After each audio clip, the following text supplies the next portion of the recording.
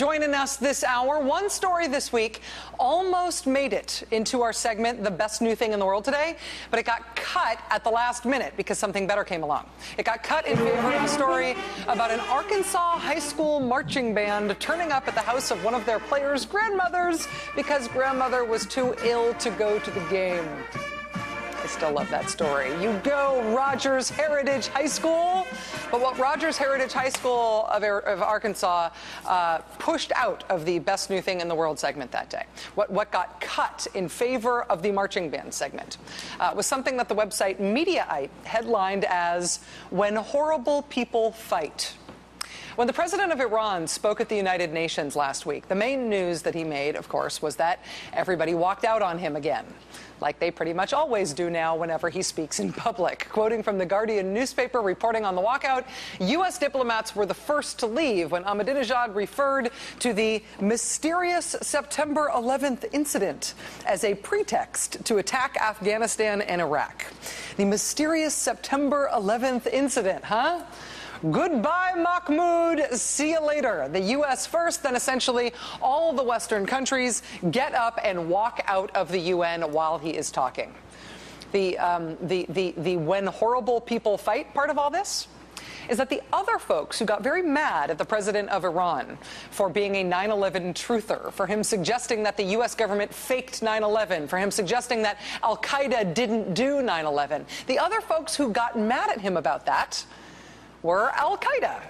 Al-Qaeda this week put out the 7th issue of their oddly slick but still poorly translated terrorist quarterly magazine, which is called Inspire. And the magazine includes this article complaining that Iran is subscribing to 9/11 conspiracy theories, calling President Ahmadinejad of Iran ridiculous for suggesting that Al-Qaeda shouldn't get all the credit that it really, really wants for having done 9/11. So Iran's president denying that Al-Qaeda did 9/11, Al-Qaeda wanting credit for 9/11. You guys fight it out amongst yourselves. I'm just going to watch and eat popcorn. That same issue of the Al-Qaeda magazine also has this right at the end. You can see on the left-hand side there, a blurry photo of people in what appears to be Grand Central Terminal in New York City, plus this notice of an article by Anwar al-Awlaki, an article on targeting the populations of countries that are at war with the Muslims. Al-Qaeda in its magazine says, as you can see here, that this article by Anwar al-Awlaki is coming soon. No, it's not. Not anymore.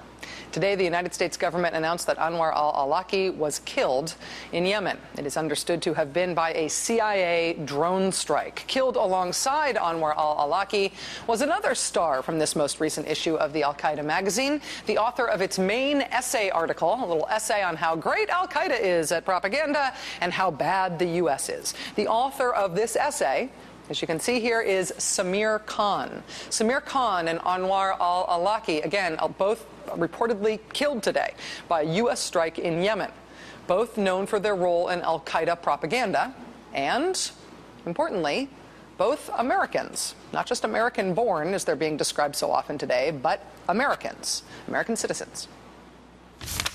I want to say a few words about some important news. Earlier this morning, Anwar al-Awlaki, a leader of Al-Qaeda in the Arabian Peninsula, was killed in Yemen. The death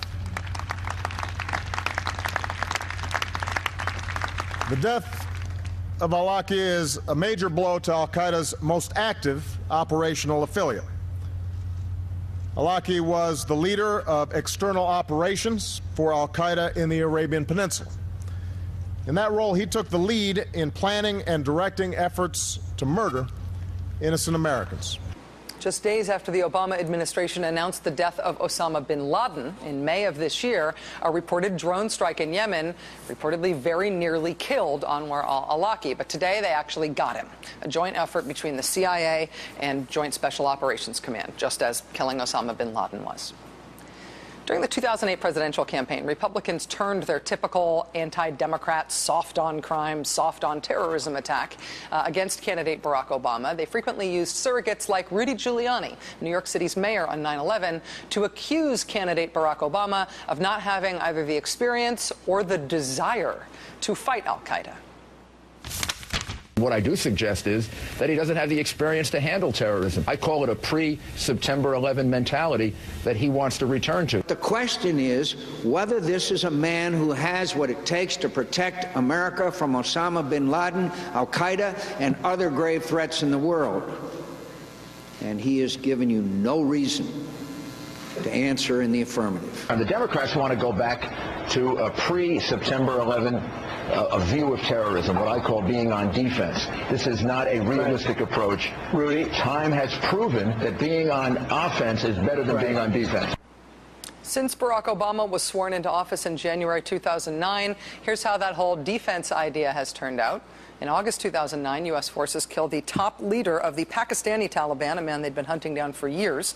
1 month later, U.S. forces kill not only the operational planner for one of the region's main terrorist networks, but also one of the main operations planners for al-Qaeda in East Africa. 3 months later, 2 more of al-Qaeda's top operational commanders are killed in Pakistan. In February 2010, U.S. forces capture one of the Taliban's top military commanders in Pakistan, and they kill 2 more terrorist leaders in the region. A month later, the Obama administration knocks off 2 more terrorist leaders, one top al-Qaeda operative killed in Pakistan, and the man believed to be behind the 2002 Bali nightclub bombings is killed in Indonesia. 1 month after that, this time in Iraq, U.S. forces killed 2 of the top leaders of al-Qaeda in Iraq. The very next month, an aerial drone strike in the tribal areas of Pakistan kills al-Qaeda's number 3 commander.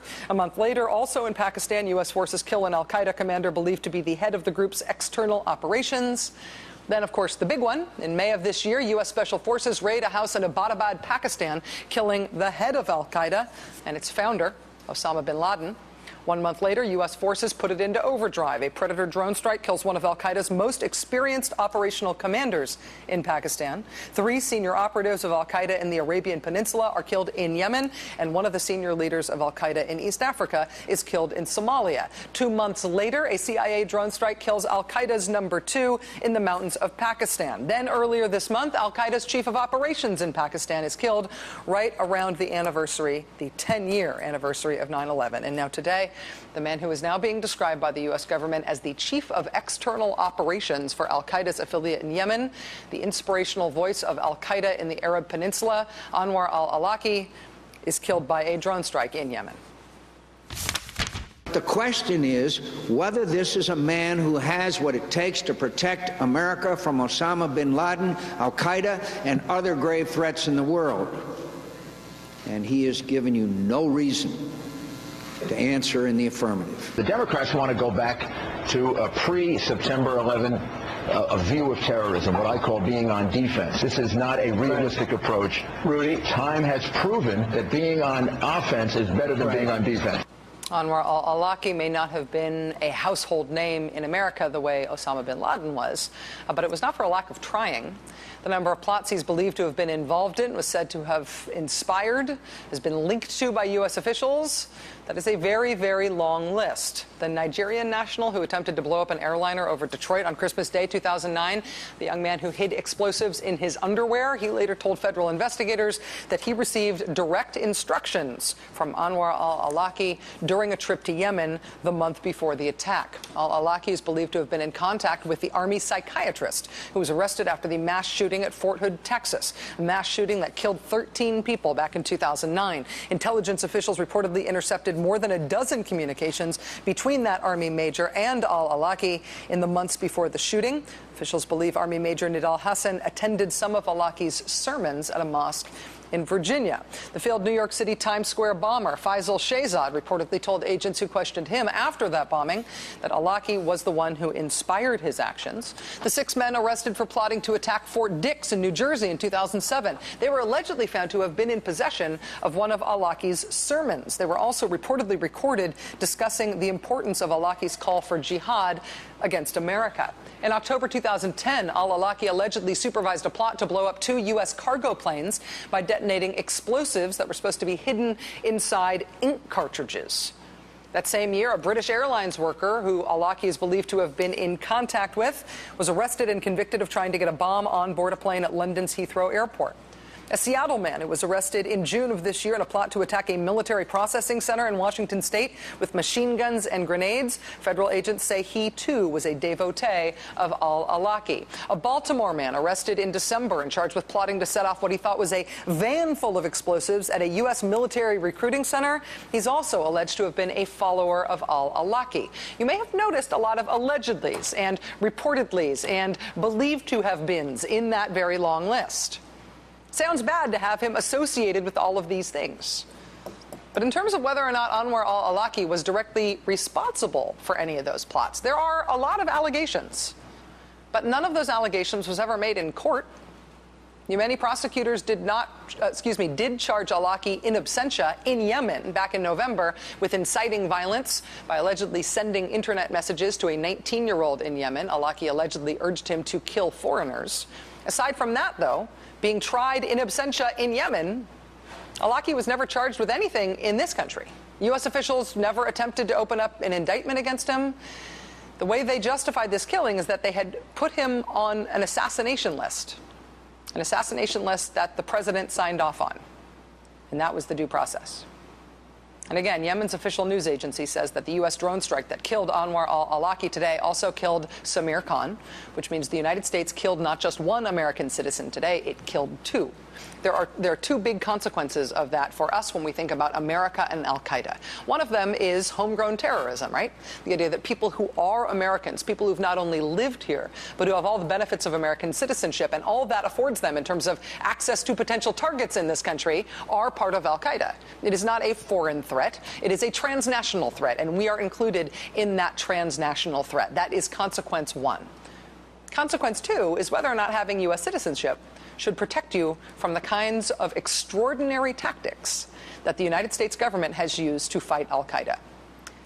Can the United States government choose an American citizen to be executed without ever charging them with anything, without ever proving anything against them, without ever giving them a chance to defend themselves?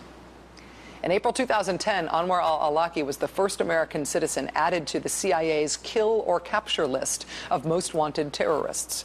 And whether or not you think it is deserved, under what authority did President Obama, or could any president, sign him up to be killed on sight? In response to being put on that list, Anwar al-Awlaki's father filed a lawsuit to prevent the United States from targeting his American son for killing. In December, a federal district judge threw the father's case out of court. He said that Anwar al-Awlaki's father did not have the authority to sue on his son's behalf because his son is a full-grown man. Joining us now is Spencer Ackerman, senior reporter for Wired.com's Danger Room. Spencer, it's good to have you with us to help us report on this. Thanks for being here. Thanks for having me, Rachel. In the announcement of Al-Awlaki's death today, was there any acknowledgement that the U.S. could be in uncharted legal territory here? None at all. And you can imagine President Obama wanting to maintain that position as much as possible. This is an American citizen, two American citizens who've been killed, and if the president can avoid owning up to the thorny legal and moral implications of what happened today, probably the better for him. So assassination is illegal by executive order in the United States. We are not supposed to carry that out as a matter of domestic policy or as a matter of foreign policy. I understand that people who believe that this was legally or that this was legal believe that it was legal under the authorization of use of military force, that this was part of the war on al-Qaeda. Does citizenship afford any meaningful distinction for that as a legal justification for killing? Under the authority to use military force passed right after 9/11, no. There is no carve-out. There's no mention of American citizenship. It's an exceptionally broad mandate from Congress, giving the president pretty much any power he wants to wage war anywhere around the globe. It's battlefield Earth. And there's not really been any pressure from Congress to restrict those powers in any way. The courts decided in the case that you mentioned that they weren't going to sort of step in and say who the military or the president can target. So there's nothing to stop the president from deciding unilaterally who he wants to target. How important is it to know exactly what role al-Awlaki had in al-Qaeda and in the sort of franchise model that we think of al-Qaeda as an inspiration for either lone wolf terrorists or small cell-based terrorist groups. How important is it for us to know how that will be different without him, I guess, in terms of coming up with legal justification for how he was killed? It's crucial for a couple reasons. One is there's no declared war in Yemen.